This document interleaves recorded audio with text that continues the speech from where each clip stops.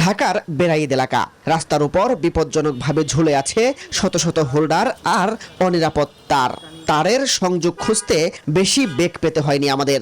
ডালপালায় ঢাকা বা খানিকটা আড়াল থাকা খুঁটি থেকেই নেওয়া হয়েছে হুকিং সংযোগ, দোকানে হুকিং সংযোগ। তারপরেও প্রতি সন্ধ্যায় এই মহিউদ্দিন অন্তত ৩০০ দোকান থেকে তোলেন প্রায় ১৫,০০০ টাকা, যা মাস শেষে দাঁড়ায় ৪.৫ লাখে। দেশে যখন দৈনিক বিদ্যুৎ ঘাটতি প্রায় ৩,০০০ মেগাওয়াট, তখন খোদ রাজধানীতেই চলছে বিদ্যুতের হরিলুট। ফুটপাতের দোকান থেকে শুরু করে অলি গলিতে দেদারসে চলছে অবৈধ সংযোগ। এক একটি মিটার থেকে দেয়া হচ্ছে শত শত লাইন, যা সৃষ্টি করছে চরম অগ্নিঝুঁকি। নাকের ডগায় চলা এসব বিষয়ে নীরব ডেস্কো। জ্বালানি বিশেষজ্ঞরা বলছেন, এমন কর্মকাণ্ড রাষ্ট্রযন্ত্র করে রাষ্ট্র অচল করা দৃষ্টান্ত। মাসুদ সুমনের রিপোর্ট। গোধূলি গড়িয়ে সন্ধ্যা নামতেই ঝলমলিয়ে ওঠে রাজধানীর ফুটপাত, অথচ এই আলোর পেছনের গল্পটা বেশ অন্ধকার। দেশে যখন প্রায় ৩,০০০ মেগাওয়াট বিদ্যুতের ঘাটতি সামলাতে হিমশিম খাচ্ছে কর্তৃপক্ষ, তখন এক শ্রেণীর অসাধু সিন্ডিকেটের পকেটে যাচ্ছে রাষ্ট্রের সম্পদ। ঢাকার বেড়াইদ এলাকা, রাস্তার উপর বিপজ্জনকভাবে ঝুলে আছে শত শত হোল্ডার আর অনিরাপদ তারের সংযোগ খুঁজতে বেশি বেগ পেতে হয়নি আমাদের। ডালপালায় ঢাকা বা খানিকটা আড়াল থাকা খুঁটি থেকেই নেওয়া হয়েছে হুকিং সংযোগ, দোকানে হুকিং সংযোগ।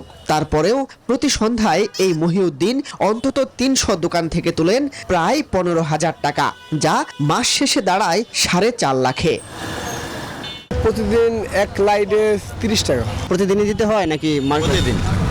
তা সরকারের এই বিদ্যুৎ চুরির রোধে আমরা অনুমোদন নিয়ে আমরা এই মিটারগুলো সরকার থেকে এটা এই আপনার বিদ্যুৎ অফিস থেকে। মহিউদ্দিনের দাবি, বৈধ মিটার থেকেই এসব সংযোগ দিয়েছেন তার মালিক সালেউদ্দিন। নন্দীপাড়া ও মানিকনগরে সালেউদ্দিনের এমন আরও অন্তত ৪০০ সংযোগ আছে। বৈধ মিটার দেখিয়ে এমন অনিরাপদ ও অবৈধ সংযোগের তদারকি নিয়ে জানতে চাইলে কথা বলতে নারাজ স্থানীয় বিদ্যুৎ অফিস। তারপর পিআর দপ্তরে যদি অনুমতি পাই ইন্টারভিউ দিতে পারবো, আমার তো কোনো ইয়া নেই। একই চিত্র ফার্মগেট, মোহাম্মদপুর, কাউরান বাজার, মিরপুর সহ রাজধানী জুড়েই। স্থানীয়দের দাবি, এসব এলাকার বিদ্যুৎ সাম্রাজ্য এখন সরকার দলীয় নেতাদের কবজায়। সিন্ডিকেট নিয়ে মুখে কুলুপ এঁটেছে মিরপুর বিদ্যুৎ অফিস। অথচ এই লুটপাট বন্ধে ডেস্কোর কর্মকর্তাদের ভূমিকা নিয়ে প্রশ্ন উঠলেও এ বিষয়ে কথা বলতে ঢাকা ইলেকট্রিক সাপ্লাই কোম্পানির কেন্দ্রীয় অফিসে যোগাযোগ করা হলেও ক্যামেরার সামনে কথা বলতে রাজি হননি কোনো দায়িত্বশীল কর্মকর্তা। বিশেষজ্ঞরা বলছেন, বিদ্যুৎ নিয়ে এমন ব্যবসা শুধু আর্থিক ক্ষতি নয়, বরং বড় ধরনের অগ্নিকাণ্ডের ঝুঁকি তৈরি করছে। আজকে সরকারকে কি বিদ্যুৎ ভাগাভাগি করতে হবে দুর্বৃত্তদের কাছে, এবং যে কর্মচারী কর্মকর্তারা সুরক্ষা দেবে তারাই চুরিতে সহায়তা করবে, তারাই সরকারকে এই পরিণতির দিকে নিয়ে যাবে। এইটা কিভাবে সম্ভব?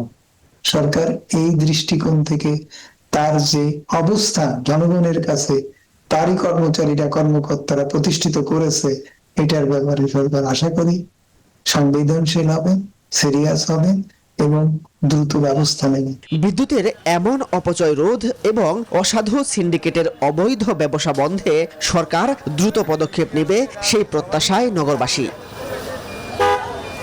মাসুদ সুমন, নিউজ 24, ঢাকা।